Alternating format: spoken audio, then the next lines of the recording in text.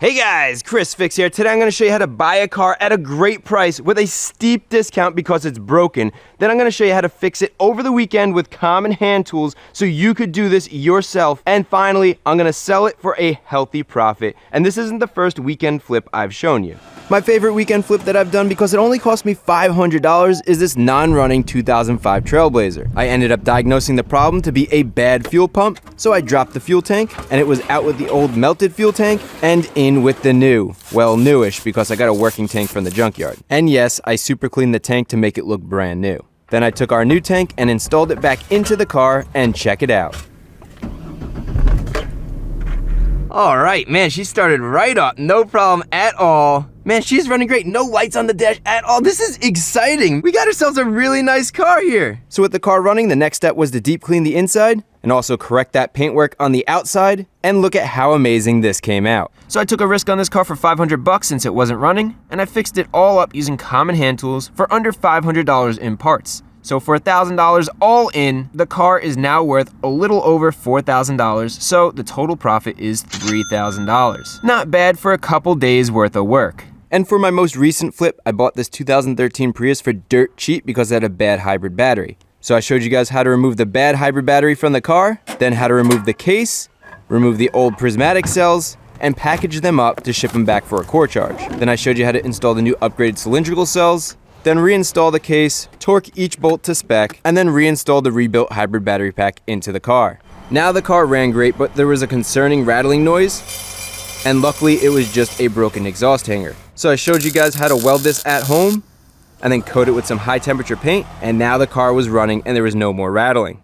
Next I showed you how to deep clean the interior using a brush and an extractor vacuum, starting with the carpets, and this vacuum works amazing at dissolving the dirt and then sucking it all out. It also works amazing for getting dirt out of the seats. And although the seats look pretty clean, I can tell you they were actually very dirty. Here's all the dirt that we removed just from that one seat. What a difference from the water we used to clean it. So I showed you guys how to clean the rest of the car, and it went from this to this, this to this, before and after, dirty and clean. And finally, I showed you guys how to clean and polish the paintwork to bring back the shine using a DA buffer. And after buffing off the polish, look at this difference. So we polished the rest of the car, which not only gave it a deep glossy shine, but also removed a lot of the clear coat scratches like this. Look at that before and after. And finally, I showed you how attention to detail makes a big difference, and cleaning simple spots that you don't think about will make the car look brand new.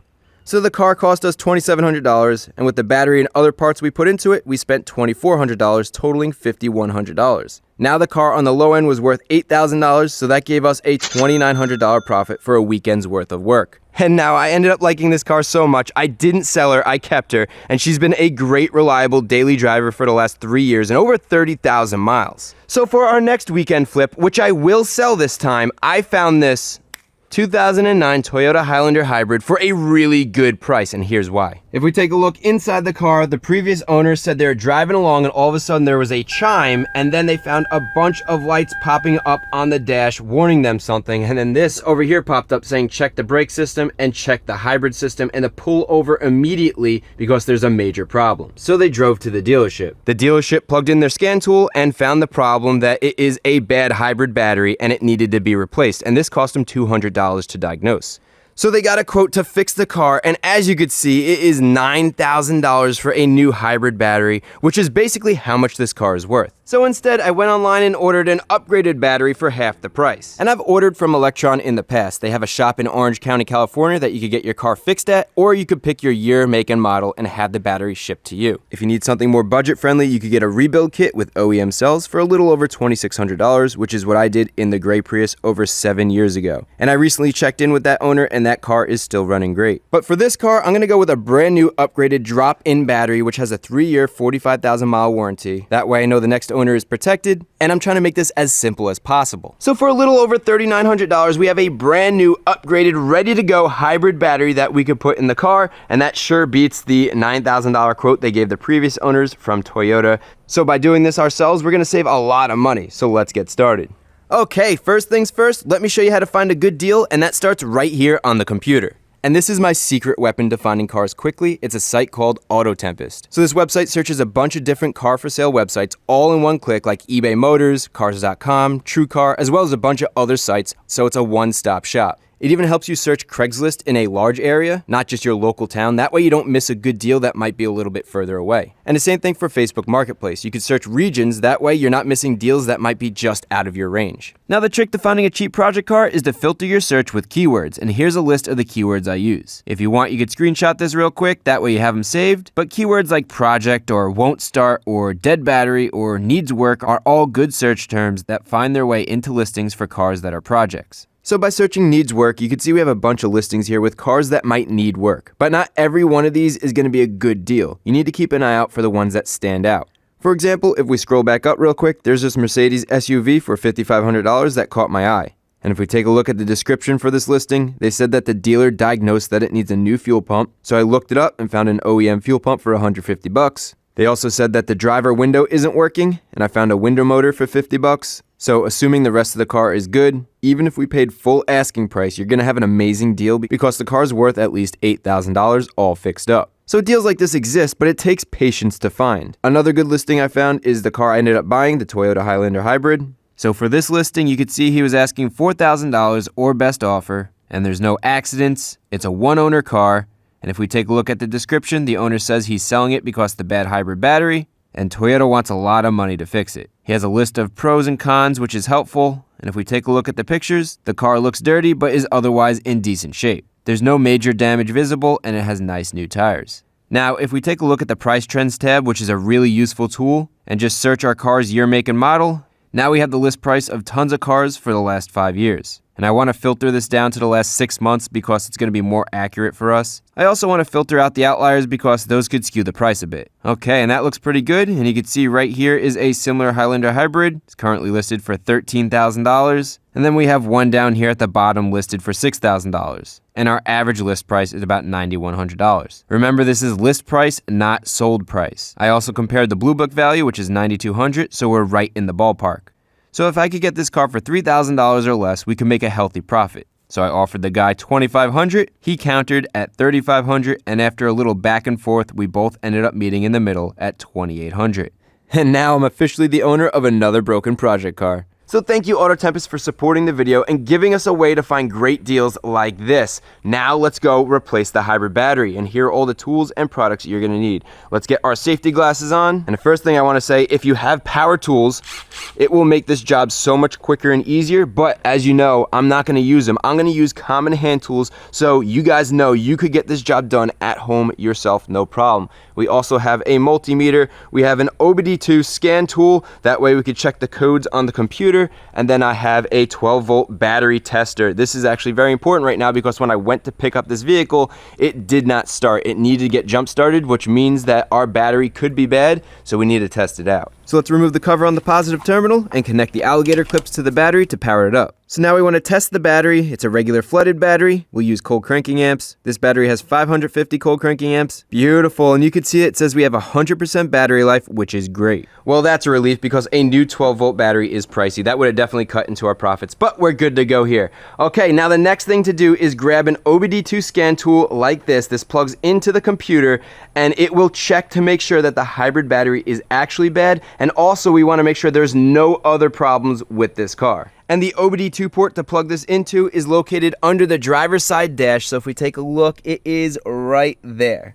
So just plug it into the port, then turn the car to the run position, but don't start it. Now go to your phone and open up the app, and we're ready to scan the computer. So we're going to do a full system scan, which not only checks the ECU, but it also checks other computers in the car, from ABS to airbag to body control modules. This is going to give us a good idea of the health of the car. And now that it's complete, if we look, the ABS computer has a code, but that's due to the high voltage system malfunction. And then let's look at the cruise control computer, which also shows a bad hybrid battery. And finally, the hybrid control computer is showing a P0A80 code, which means that the hybrid battery is bad. And real quick, with this scan tool, we could tap into the computer and look a little bit deeper. So click on the freeze frame data, and this is the data that's recorded when the code was triggered. And there's a lot of data here, but we want to find the battery block voltages. So right here, you can see they all look to be around 18 volts or so, but there's one outlier at 16 volts, which is block 3. So that's the bad battery block, which caused this battery to fail. Now we know that the battery is actually bad, let's replace it. So let's unplug the scan tool, then we want to move both front seats forward all the way to give us more room in the back seat area. Now let's disconnect the wire on the negative terminal of the battery, that way we don't drain the battery since the doors are going to be open for a good amount of time. Now I'm trying to make this as easy as possible for anybody who has to do this, so I made a checklist. I'll put a link in the description where you could download it for free, and it covers the entire process step by step on removing the old battery and installing the new one. Plus, you have this video to follow to make it as easy as possible. So the hybrid battery is located underneath the seats. We're gonna remove the seats, fold the carpet up, unbolt the battery, disconnect a couple of wiring harnesses, remove the old battery, install the new one. It is that simple, so let's get started. And the first thing we need to do is remove the 4 bolts that's holding the front of the seats in. So get both plastic seat rail covers off and then remove both seat bolts. These are 14mm, and that's one, and that's the other. Good, and now to keep things organized, I'm putting the bolts with the plastic covers. Now let's do the same thing to the other seat. Remove the plastic covers, and then the 2 14mm bolts. Good, then move the seat forward on the passenger side, as well as the driver's side. And you're also gonna wanna fold it down. And that exposes the 4 plastic seat rail covers. There's one here, there, and they need to be removed. And to remove these, just get your fingers under the plastic and give it a quick pull upwards to pop it out. And don't be afraid to give this a good yank. You can see these are very durable clips, thick plastic with metal pieces, so they are not gonna break. Now, as I remove parts, I'm gonna place it on this back seat because this back seat is not gonna move. And it's a good place to store pieces. I know that piece is gonna go there. I know that piece is gonna go there. It just helps keep things organized. So with those 2 pieces removed, now let's remove these 2. So with the rear plastics removed, there's 6 bolts, well, technically 7 bolts holding in these rear seats. There's 1 there, 2, 3, 4, 5, 6, and then underneath here is a hidden bolt that is holding in this seat belt. So we have to remove this passenger seat first to get to that bolt. So let's get this out. And just like the front bolts, these are also 14mm, so break it loose, then loosen it up by hand, and finally a magnet makes it easy to remove. Now the inner seat rail is held in with 2 14mm bolts, so loosen them up and remove them all the way as well. Good, and now comes the most difficult part of this whole job, the folding seat release cable. And this is under tension. So to release that tension, all you need to do is pull the seat release, but it has to stay pulled out. And if you're working by yourself, that closes when you let go. So a little trick is to grab one of those seat bolts that you removed, and it fits right here and holds it open for you. Okay, so with the tension removed, use a pocket pry bar to pop this plastic piece open. Good, and then we need to line up this little keyway here so the cable could be removed. So spin this metal disc so that the opening lines up with the keyway. Then carefully move this wire out. Perfect. That went way easier than it usually does. Now we can remove the bolt and let this back down. Then push the seat back so it clicks in place. And now the seat could be removed. And the best way to do this is to tilt the seat sideways out the door, then rotate it so the rails are facing up and down. And now you could easily pull the seat out of the doorway by yourself. Just be careful not to hit the metal rails against any of the plastic inside the car. Beautiful, so with that seat removed, now we have access to that extra bolt right there for this bracket, which holds in this seat belt. So let's remove it.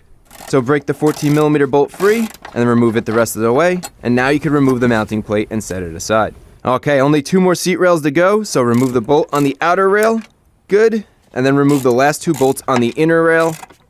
And then finally, we have the dreaded seat release cable. So prop that seat release open with the seat bolt. Now open up the plastic with a pocket pry bar. Good. And now we need to line up the disc with the keyway and carefully remove the cable. Beautiful, that went way too easy. So now we can remove the bolt from the seat release and the seat could come out. Just be careful not to damage the plastics or the door. Okay, and just like that, both seats are out. So with our seats removed, now we have access to our battery. Check this out. So it's right here under the carpeting. You can see it right there. Now, before you touch the battery, it's very, very, very, very important that we remove the safety plug. When you remove the safety plug, it cuts the voltage to the battery and makes it safe to work on. So do not skip this step. It's very important. And to remove it, just pull open the orange safety handle and pull it straight out. Beautiful, and with our safety plug removed, we can now safely work on the battery. So next, what we're gonna do is we're gonna pull up this carpet and fold it over here. But in order to pull up the carpet, we need to remove a couple pieces of plastic trim. And just give that a quick yank straight up. And with that removed, now let's head over to the passenger side and remove this one as well. Now all that's left are these 3 plastic vents that need to come out. And to remove them, there's 2 hidden screws under here. So use a pocket pry bar to pop these tabs down, and then remove both of these with a 10mm socket. That's one, and that's the other. Now the vent comes right out. Now we can repeat the process for the other 2 vents, unscrew the 2 screws, and the vent comes right out. And finally, for our last vent, you guessed it, unscrew both screws and remove the vent. So with all 3 vents removed, if you own a hybrid, listen up, I'm about to save you a ton of money. Make sure you find your vents and clean them out. Look at all this carpet material, dirt, debris that's stuck in the vent here. You could barely see my hand through this, and it is all clogged up. That is horrible. There is no way air is flowing through this efficiently. And the number 1 killer to hybrid batteries is heat. So it's important that air could flow through this to cool the battery. And also something I've noticed, every single hybrid battery that I've ever replaced has had a clogged up vent. So there's no doubt that this will degrade the battery quicker over time. So clean your vents. And the easiest way to clean the vents is to use a hose like this. And that's much better. Look at that difference. So I'm gonna hose off the other vents, being sure to get all that debris out of there. That way they could actually let air flow through efficiently. And let's do our last one. Beautiful, and look at that. Now our vents are nice and clean, and the air could actually flow through them. And speaking of clean, since we're gonna lift this carpet up and over, we probably wanna clean this up. Now, I could pretty confidently say this is probably the first time this carpet's ever been cleaned under these seats since the car was new. So by vacuuming, not only is this gonna look cleaner, but I bet it's gonna help reduce that musty smell in here. So take your time and vacuum up the carpet while the seats are out to clean it real good. And that's much better. So with the carpet clean, let's lift it up and fold it over. So there's 3 panel clips we need to remove, and to get them out, they lift straight up. And now the carpet's free. So just pull the carpet up and fold it over, and there's the battery. Now let's remove this rubber piece. Then we can remove the 3 black plastic vent tubes, which divert air to the battery. Next, we need to remove this, but first unplug the wire here. So just depress the tab and pull it straight out. And now, this plastic piece pops out, which gives us access to the high voltage wires under here. But first, we need to remove this safety panel clip. And this isn't a normal panel clip. To remove this, you need to use the safety plug and get the end here and twist it inside so it pops up. Now all that's left are these 2 bolts that hold the panel on, and these are 10 millimeters, so unscrew both of these. And now the panel can be removed. And that gives us access to the 2 high voltage wires we need to disconnect. Now the car's off, the 12-volt battery is disconnected, the safety plug's removed, and there are other safety features in this battery to make sure that those don't have any power. But to be extra safe, I will show you how to verify there is no voltage using a multimeter set to DC volts. So get your 2 leads and touch one lead to one post and the other lead to the other post. And you can see the multimeter says 0 volts, so it's safe to work on. So use a 10 millimeter socket with an extension to remove both of these nuts. And a stick magnet works great down here so you don't drop the nut. And real quick, where these wires go matter. So you can see there's a white piece of tape which goes here and a red piece of tape which goes here. If we remove this, you can see there's red paint there. And if we remove this one, you can see there's white paint there. So that's how you could keep track. So when you reinstall it, don't forget that. Now we want to tuck these wires underneath the case so when we pull the case out, they don't get caught. So with our high voltage wires disconnected, all we need to do now is remove a vent tube right there, disconnect a couple of wires, and then unbolt this from the car and it'll come right out. So let's start by going to the passenger side and removing the vent tube. Good, now just for reference, the new battery won't have one of these vent tubes because it's no longer needed. So now let's go remove the wiring harness. And don't worry about keeping track of which wire goes where. All these connectors are different and you can't mix them up. Good, then pop out the wire holder, and there's also a wire holder here, a holder here, and a holder here. Then there's 2 more connectors down here in the middle, and 2 wire holders on the battery case that need to pop out. And then the wire could be removed from here. So with the harness loose, there's only 1 more holder that needs to be removed. And finally, we could come over to the driver's side of the battery and remove the last 2 wire connectors. So that's 1, and that's another, and then there's 1 last wire holder back here. Beautiful. And with all the wires disconnected, what I like to do is I like to grab the wiring harness and I just like to put it on top of the back seat in the corner here. That way it's out of the way for when we remove our battery. Now the only thing holding the battery in are 6 bolts in the rear and 5 bolts in the front. So let's start removing these bolts. So these bolts use a 12 millimeter socket, and that's 1, and that's 2. Then we could slide over to the middle and remove these 2 bolts, and that's 3 and 4. And the last 2 bolts are right here. So that's 5, and that's 6. Perfect. So with all 6 bolts removed from the back of the case, now let's remove the 5 bolts from the front of the case. So the 2 bolts we have to remove are actually hidden behind these brackets. It's hard to see. You could kind of see it right there and a little bit right there. So to get to them, we're going to remove this big bracket piece, which is held in by those 2 bolts. And these bolts are 10 millimeters, so let's remove these. And now the bracket could come out, giving us access to the 2 bolts that mount the battery to the chassis. And these are 12 millimeter, just like the rear bolts, so remove both of them. And then there's 1 bolt in the middle that needs to be removed. And finally, on the passenger side, we have to remove the bracket, which is held in by the 2 bolts. And then when that comes out, that gives us access to the last 2 bolts that's holding the battery to the chassis. Perfect, now the battery's completely loose. Alright, so with our checklist complete, that means we are ready to remove the hybrid battery. Now this is a pretty heavy battery at 160 pounds, so I recommend using 2 people to remove this. What we're going to do is we're going to turn the battery on its side and then pull it out through this doorway here, being careful not to damage the door or the door sill. And what I'm going to do is I'm going to put a moving blanket down here, because as you pull this out, it's pretty heavy, you're going to want to rest it, and it's a perfect place to rest this. So let's go and remove this battery. 1, 2, 3. Now this battery is very heavy at around 180 pounds, which is twice as heavy as the normal Prius battery. So be careful, and I highly recommend having a buddy help you with this one. And once you get the old battery out of the car, you're going to want to place it on the pallet the new battery came on, then strap it down so you could return it for the core charge. They include free shipping and come to you to pick it up, which makes this easy. So it's out with the old and in with the new, and this upgraded battery pack is ready to go as is, so let's get it installed. And I've found that the easiest way to get the new battery in is to rest it on the door sill, and then you can move it the rest of the way from the inside, but just be careful not to trip. Then you can lay it down into place and just make sure you don't pinch your fingers. Perfect. And finally, we could remove the mover's blanket. All right, so our upgraded hybrid battery is in. Installation is opposite of removal, which makes this nice and easy since we have a checklist. We're going to work our way up the checklist, and it's also good that we kept our fasteners nice and organized, so this will be quick and easy. So the first thing we need to do is install the front bolts that hold the battery to the chassis. Actually, real quick, you see how that bolt hole doesn't line up with the hole in the case? We need to move the battery just a little bit. You just shift it just enough like that so it lines up. So with all the holes lined up at the front of the battery, we also have the holes lined up at the back of the battery. We're good to go here. So now we can torque down all 5 of these battery to chassis bolts to 20 foot-pounds. Then we need to install the 2 vent brackets, so get that in place and torque each of these bolts to 60 inch-pounds. And you're going to do the same for the other vent bracket as well. Now with the front bolts tightened down, let's go to the rear of the battery, and there are 6 bolts here that we need to torque to spec, which again is 20 foot-pounds. Beautiful, and now the battery is bolted to the chassis. So now let's go grab our wiring harness and then spread it back out across the battery where it's supposed to go. And let's start over here on the driver's side connecting the connectors. And there's 2 connectors here and 1 wire holder back here. And it's very important that when you're connecting these wire connectors, it makes a solid click, because if any of these are not pushed in all the way, you're going to get a check engine light. So make sure you connect all 6 connectors nice and tight. Beautiful. So with the wiring harness connected, now let's go connect our high voltage wires. So untuck them out of here, which we did so they wouldn't get damaged by the battery when we removed it and installed it. And remember, red goes to red and white goes to white. So get each wire on the correct stud. Then get the nuts on each of the studs, finger tight, and these get torqued to 60 inch-pounds. Good. Now get the cover plate on, and these 2 bolts also get torqued to 60 inch-pounds. Then our safety panel clip could get installed, and just push the middle to lock it in. So with the high voltage cover installed, now let's install this black cover, which just pushes right in, and don't forget to connect the wire and the wire holder as well. Next, we want to install the black vent plastics, and they all fit into place like so. Then get the rubber cover in place. And then the carpet could get folded down and tucked under the plastic trim so it looks good. And don't forget to install the 3 panel clips that hold the carpet in.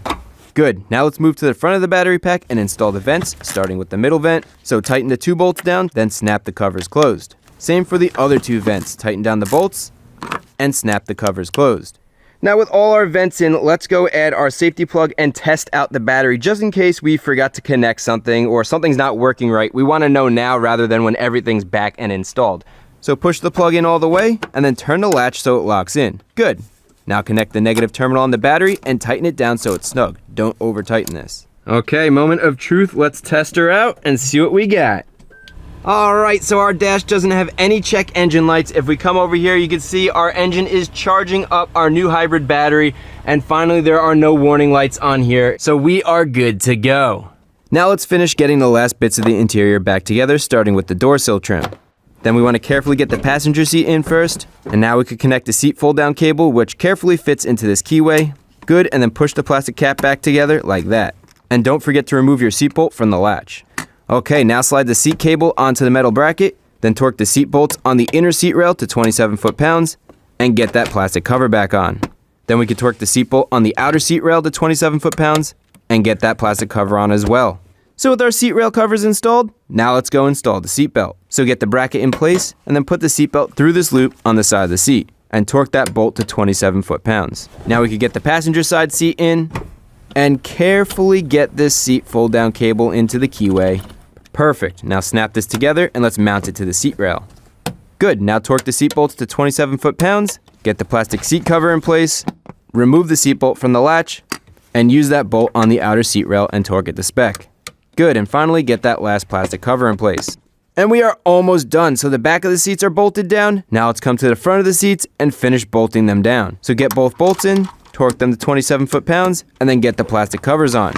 Good, and same for the passenger side. Get the bolts in, torque them to spec, and get the plastic covers back on. Alright, so with the rear seats bolted in, we have officially replaced the hybrid battery. Our checklist is complete, and I am so excited because now we get to go for a test drive. Alright, check it out. So we have no dash lights, the battery's charging up, we have almost 30 miles a gallon on the dash, and the AC is ice cold. This car is driving great. I really like this car a lot. And don't worry, I will sell it this time. I will say when I turned the AC on, it did smell a little musty. Don't worry, when we get back, I'll show you how to fix that with the new cabin air filter. And it is a mess. The glass is a mess. The dash is all dusty. Everything's all dirty. I'll show you how to clean up all of that. So let's head back now and clean this car so we could sell it. Alright, so back at the house, we have a car that's in perfect running condition with no problems. The hybrid battery is fixed. The last thing to do before we sell it is clean the car. Never sell a car that is dirty. You're leaving money on the table. If the wheels are dirty, if the headlights are foggy, if your paintwork's dirty, the interior's dirty, all those things will decrease the value of the car. And it's so easy to clean a car, which will increase the value and make it quicker and easier to sell. The first thing we're going to clean is the interior. I'm going to show you my tips and tricks, but I really want to get a brand new cabin air filter in there. This thing costs 15 bucks. It's so easy to replace, and I think it'll fix that musty smell. So let me show you how to do it. Now, for most cars, the cabin air filter could be found on the passenger side behind the glove box. So just open the glove box and remove all the junk inside. And now you can see it won't go any lower than this. So grab the sides and bend them inwards, which will allow you to lower it all the way down. Now we can access the cabin filter back here. So pop this open, then take the cover off the filter box. And notice how right there it says up. Make sure you remember that. And now we can remove the old air filter by sliding it straight out. So it's out with the old dirty filter. And look at this. No wonder it smelled musty in here. And in with the brand new one. What a difference. So let's get this installed. So the new filter goes right in, and make sure you keep that arrow up just like before. Then install the cover for the filter box, making sure it clicks in. Then close the other cover and make sure that clicks in as well. And finally, just close your glove box all the way. Now it'll open normally, and don't forget to put all that stuff back into your glove box. With that done, now let's go clean the interior because it definitely needs it. I mean, look at how dirty this is. Look at all the dust on the dash. Look at all the dust and the dirt over here.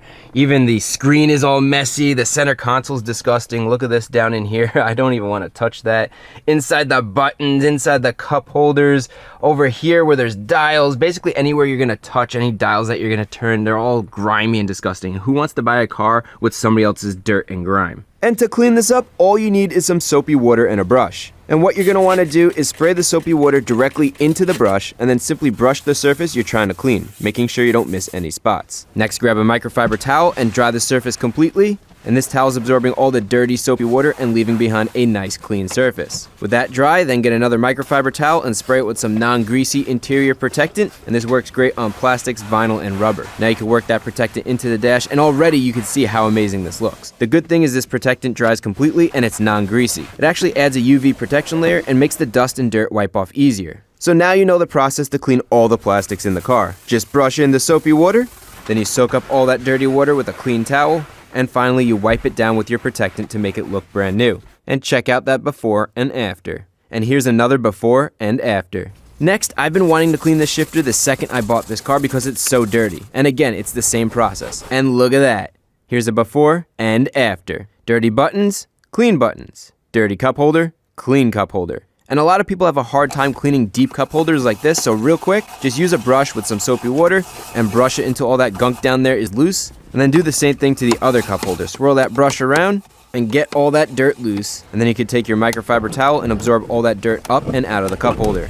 And finally, you can wipe this down with the protectant, and this came out amazing. Here's a before and after. So now you can apply this method of cleaning to the rest of the interior and watch the transformation. And attention to detail is key to make your plastics look brand new. I even like to clean the gas and brake pedals, and the brush works great at getting all the dirt out of the textured surface, but remember, never use any protectant on the pedals. Protectant makes it slippery, and that wouldn't be good, especially for your brake pedal. So I think you get the idea. Look at this interior. It came out incredible. The door panels look brand new. The dash looks amazing. The center stack here screens. All the buttons and dials are Prindle. Look at all this. The cup holders, they all came out looking brand new. And it is just a really nice place to be in this car. Steering wheel, I mean, you get the idea. Just pay attention to the little details, get into all the nooks and crannies with that brush, and it's gonna make a huge difference. Now we still have 2 things left to do. We have to get the carpets done and the seats cleaned. And the seats look decent, but wait till you see this. Now I'm gonna use tape so you can easily see the difference. And I'm not gonna work this in too much, just so you can see how much even a little cleaning will make a big difference. Now let's wipe this down with a dry towel. And even though the seats looked pretty clean before, look at that difference. Pretty much all seats will have a layer of grime. I mean, you do sit on them every time you drive. Okay, so now let's even this out and get the whole seat clean. And it's amazing how much lighter of a color these seats actually are when they aren't dirty. And finally, add some protectant so the seats could stay clean and the pleather could stay hydrated. So I cleaned all the seats. They're looking amazing. You guys don't need to see every single seat getting cleaned, but I do want to show you this right here because there is a stain that is not coming up easily. So let me show you how to get that out. So my trick with stains is using a steam cleaner. The heat from the steam works really well on interior stains, whether it's seats or the carpet. It just helps make it a lot easier to remove them. And this stain is a pretty tough one, so I'm using a stiff bristle brush to really agitate that stain. So check that out. It's still there, but this is way better. Now I'm going to get a little more aggressive and very carefully use a plastic razor blade. This is a last-ditch effort to remove this stain because the brush just wasn't aggressive enough. And I'm really not pressing hard at all. I'm just using the edge to try to lift the stain as it gets blasted by the steam. So just take your time and don't be too aggressive, and eventually that stain's gonna come out. Beautiful, and check that out. Here's a before and after.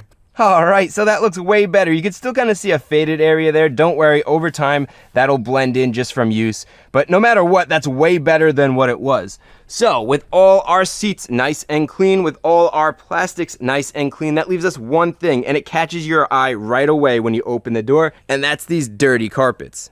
So to clean the carpets, first let's remove the floor mat, and it looks like we have a dried lizard under here. Then you're gonna wanna vacuum everything to get all the loose dirt out of the fibers. And don't worry about the stains right now, that's gonna get cleaned in the next step. Next, you wanna get some soapy water and a brush, and you're gonna spray down the carpet. And anywhere there's stains, spray a little bit extra there, that way it'll help clean it a little bit better. So cover the entire carpet with your cleaner, then use a brush and work that cleaner into the fibers of the carpet. And as you're brushing, you should see the stains start to disappear as you work them. Good, so once you're done brushing the entire carpet, get an extractor vacuum and let's suck out all that dirty soapy water. You're gonna overlap each pass by about 50%, that way you suck all the water out and make sure the carpet's dry. Now with the carpet clean and dry, now we can add our cleaned floor mat, and we're gonna wanna do the same thing for the rest of the carpet in the car. Vacuum the carpet, spray it down with soapy water, brush that soapy water in, and finally use an extractor vacuum to clean all that dirty water out. And just look at how dirty this carpet water is. And once that carpet's dry, the last thing to do is put the clean floor mat back in. And just like that, we are done cleaning the interior, and it came out incredible. Look at how clean this looks. It looks almost brand new. What a transformation. Now when we have our potential buyers come in to test drive the car, they could sit in the car and it'd actually be comfortable. It won't be grimy. They won't be afraid to touch buttons because everything is all clean, including back here. Look at how good this looks here. No stains, no odors. That musty smell is gone. And then finally we have the trunk, which there's a ton of space back here, but it's nice and clean. So the interior is clean. Now we have to move on to the exterior, and we have to clean up this paintwork. It is really dirty. It's hard to see on a white car, but trust me, this is all faded, and I'm gonna teach you how to polish it up to give it a nice gloss and make it look brand new. And then we also have our headlights, which are faded, and they have yellowing, and they just are not clear. I'm gonna show you how to get that clear again and make it last. And then we also have our engine bay, which we need to match the rest of the car, that brand new look. So let's finish this up. Cleaning an engine bay is really simple. Do not be afraid to do this. I have 2 rules I follow. 1, never use a pressure washer. Yes, the engine bay is designed to get wet. Cars drive through water and rain all the time, but these connectors are not designed to get high pressure water shot into them. It might not damage anything right away, but over time, corrosion could cause issues. It's not worth it. You don't need to do it. Instead, just use a shower setting on the hose, which is low pressure. And then the other rule I have is never use any type of silicone, oil, grease, anything that will attract dust. Instead, use something water-based. This is the same stuff I used on the interior. It works great. And on the back, you wanna make sure it says it dries so that there's no oily or greasy residue. And that's perfect. So the first step is to grab soapy water and a detailing brush, and you want to spray down the entire engine bay with that soapy water. Make sure you get everything completely saturated, and then you're going to use your brush to agitate all the surfaces. That way the dirt and grime get loosened up and they're easily washed away. So again, make sure you use your brush on the entire engine bay. The more surfaces that you could brush, the cleaner this is going to come out. Then grab your hose with the low pressure shower setting and rinse off the dirty soapy water. No high pressure is needed. Next, I'm using one of these handheld air dusters to blow off the water from the surface. You could also use an electric leaf blower, and this works great for spots that are hard to reach. And if you don't have something like this, don't worry, you could skip this step and move on to the next step, which is to grab a large absorbent towel and dry the engine bay. And you don't have to worry about getting this perfectly dry. The protectant we're using is a water-based protectant, so it's going to soak in and won't be a problem at all. Next, you want to grab the protectant and spray down the entire engine bay so it covers everything. Then use your brush to work that protectant into all the plastics and the rubber surfaces in the engine bay. Right now, you don't need the protectant to be even on all the surfaces. Just make sure you brush it all into every crevice. You really want complete coverage because it's going to soak into the plastic and the rubber. And then any excess later on, we're going to wipe off. Now let's use a microfiber towel and wipe up any of the remaining product. This is when it should start looking really good and have a nice, clean, new-looking surface. And just look at how amazing this is coming out. Alright, so for 15 minutes worth of work, look at how amazing this came out. Check out this transformation. And the best part is give it a day or two to dry and the plastic is going to be super slick and repel dust, so it's really easy to clean it the next time you need to clean your engine bay. So with that, we are completely done here. So now let's get this paintwork clean because this paint hasn't been cleaned in a long time. I could tell. Look at all this embedded dirt. And it doesn't have a glossy shine to it, which we will bring back. Plus, we'll do the headlights, we'll get the glass, we'll get the wheels done. This car is going to look like $1 million when we're done cleaning her, so let's finish this up. So the first thing to do is rinse down the car. I'm using a 25-degree nozzle on the pressure washer, and I'm staying about 2 feet away from the paint. That way we don't damage it by accident. And the goal here is to remove as much loose surface dirt as we can so we're less likely to scratch the paint when we wipe it down with a wash mitt. Now that the whole car is rinsed down, let's clean the glass using our favorite glass cleaner. And my trick to get the glass super clean is to use a fresh plastic razor. So keep the blade at a really steep angle to the glass and run it back and forth using medium light pressure. And it's important that you have a lot of glass cleaner to keep that blade lubricated. Also, technically you can do this with a stainless steel razor, but if you don't use a metal razor correctly, you're going to scratch the glass. With a plastic razor, you won't scratch the glass even if you do it completely wrong, which is why I'm comfortable showing you guys this. Plus, this works really well, better than just a towel. With that done, let's rinse it off. And I'm going to dry it right now just so it doesn't leave watermarks as I do the rest of the glass. And with all the glass done, next we need to do the wheels and tires. This is really simple, just use your favorite wheel and tire cleaner and spray down the whole wheel. Next, I'm using a stiff bristle brush to brush the whole sidewall of the tire. And I normally don't recommend cleaning tires because it removes the UV and anti-ozonate that protects the tire from dry rotting. But don't worry, we're going to add our own protectant once we're done cleaning. Next, you're going to want to use a soft bristle brush on the wheel itself. You want to get into every nook and cranny on that wheel, making sure you get between the spokes, around the lug nuts, and around the valve stem. And we're just loosening up that brake dust from the surface of the wheel, that way it could rinse right off. Now clean the wheel and tires starting from the top, working our way down since dirt flows downwards due to gravity. And once we're done with this one, you have 3 more to go. Beautiful, nice and clean.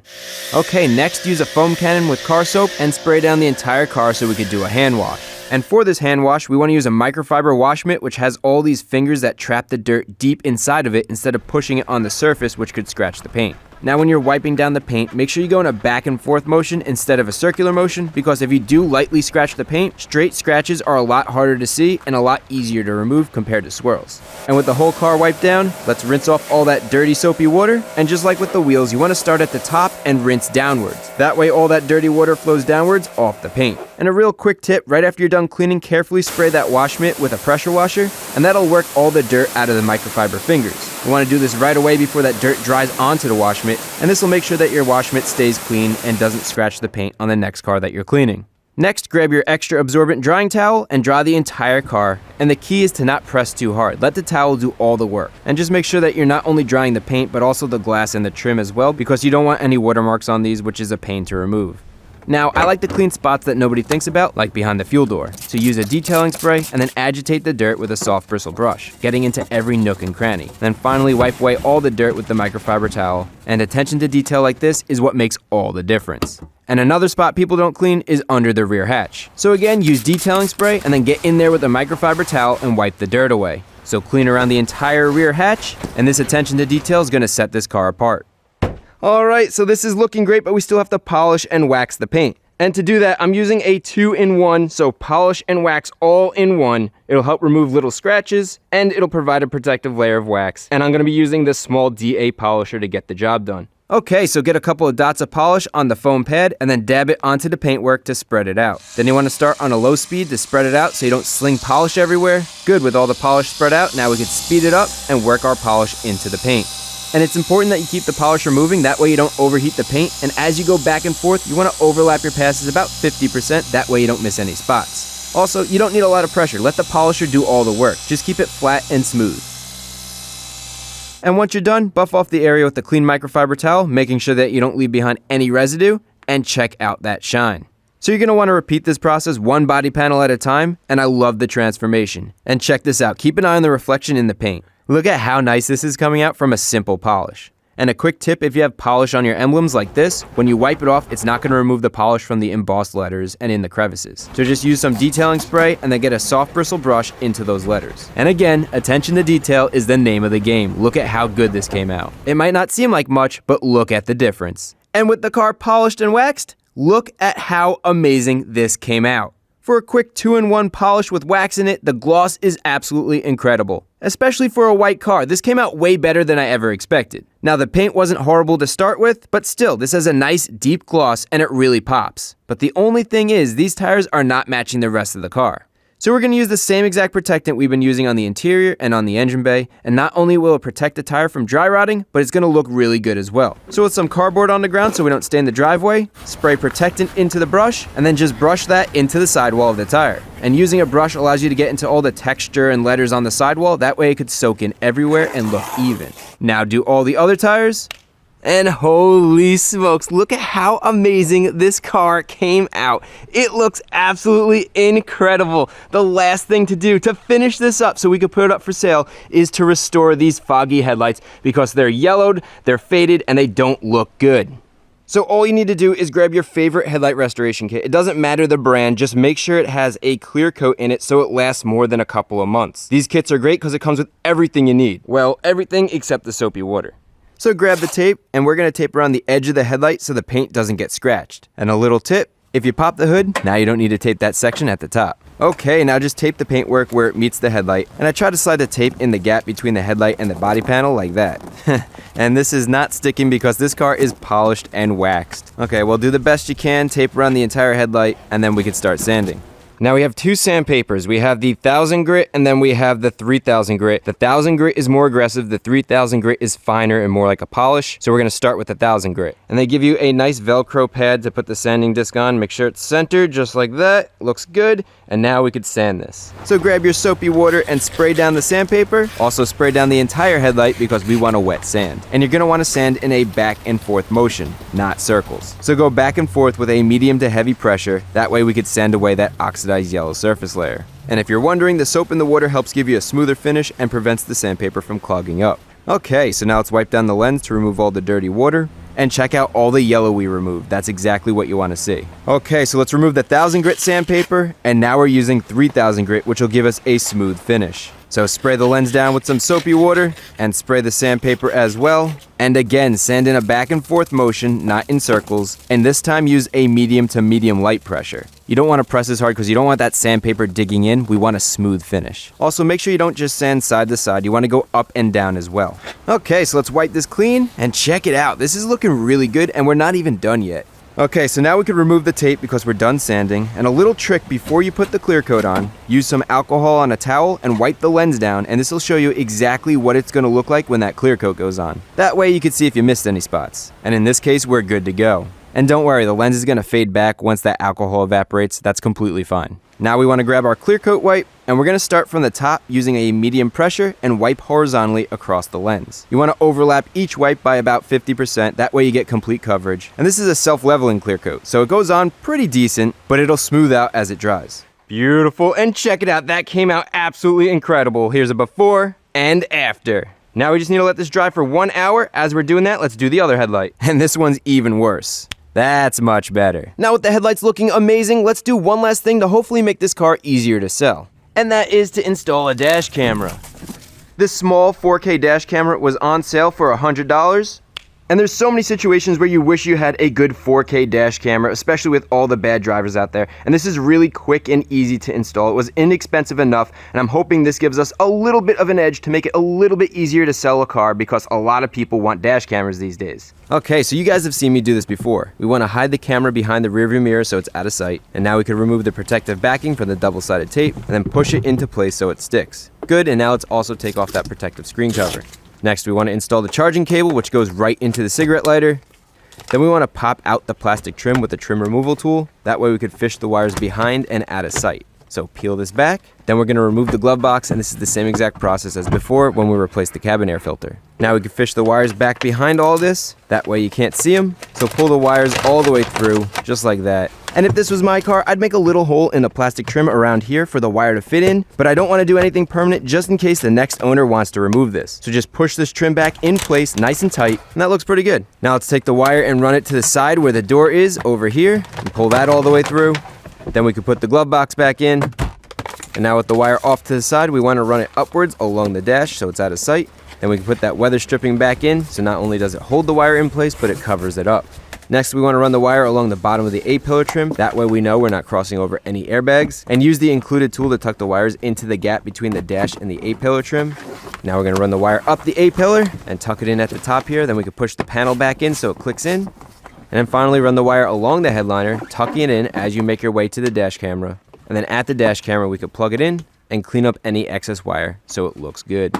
Now we could test it out by turning the car on, and this Vantrue dash cam should power on in a couple seconds. Perfect, just like that. Now you just need to set up your language, time, and date, and you're all done. And this is actually really nice. If you need to use the cigarette lighter, the power adapter tucks right into this little cubby right here. But the good thing is there's a USB port on the adapter, which most people use nowadays, so it's probably going to stay plugged in most of the time anyway. And now we are officially done cleaning and fixing this car. One weekend and we completely restored this older car. Now she runs and drives great. Clean exterior, clean headlights, clean engine bay, clean interior. She's super clean, wheels and tires, and she runs great. Brand new upgraded hybrid battery. The next owner is gonna love this thing. I'm curious to see how much money we make. So now it's time to list her. So I listed the car for $10,500, which would give us about a $3,600 profit. But you have to figure buyers are going to negotiate. Now for the ad, I kept the information simple and included the stuff you'd want to know. I said the car is fully loaded, has a brand new upgraded hybrid battery with a 3-year, 45,000-mile warranty. The car has been completely detailed inside and out, and it has newer brakes and tires, and a 4K Vantrue dash camera. So with the listing published, now we just wait and see. Alright, so the second person to come see this car ended up buying it. The first person lowballed the heck out of me, and I was not interested in selling it for $7,000. So, second guy offered me $8,000. I said let's do 10. We met in the middle at $9,700, and now she is officially sold. So I'm on the way to meet with the buyer, and I'm not going to film this part because I don't want to make the buyer uncomfortable. But a very important tip is always make sure you meet in a public place with plenty of people around when you sell a car online. Back home, and I'm really happy with how well this weekend flip turned out. The new owners have a really nice car. It's going to last them a long time, and we made a healthy profit. Let me break it down for you. So we bought the car for $2,800. The brand new battery is $3,940. The cabin air filter was $10. And let's just say cleaning supplies and stuff were an extra $50. Plus we had the dash camera on sale at $100. So we're all in at $6,900. And we sold the car for $9,700. So at the end of the day, we made $2,800 in profit for a weekend's worth of work. And if you guys are wondering what I'm going to be doing with my profit, I already spent $2,100 on my first ever legit barn find. And I can't wait to show you guys the future video on how to restore the barn find. It's gonna be amazing. So with that, I hope this video was helpful. If it was, remember to give it a thumbs up and consider hitting that subscribe button. As always, all the tools and products I used in this video are linked in the description so you can easily find them. And stay tuned for that barn find. I'm really excited about that. It's gonna be a lot of fun.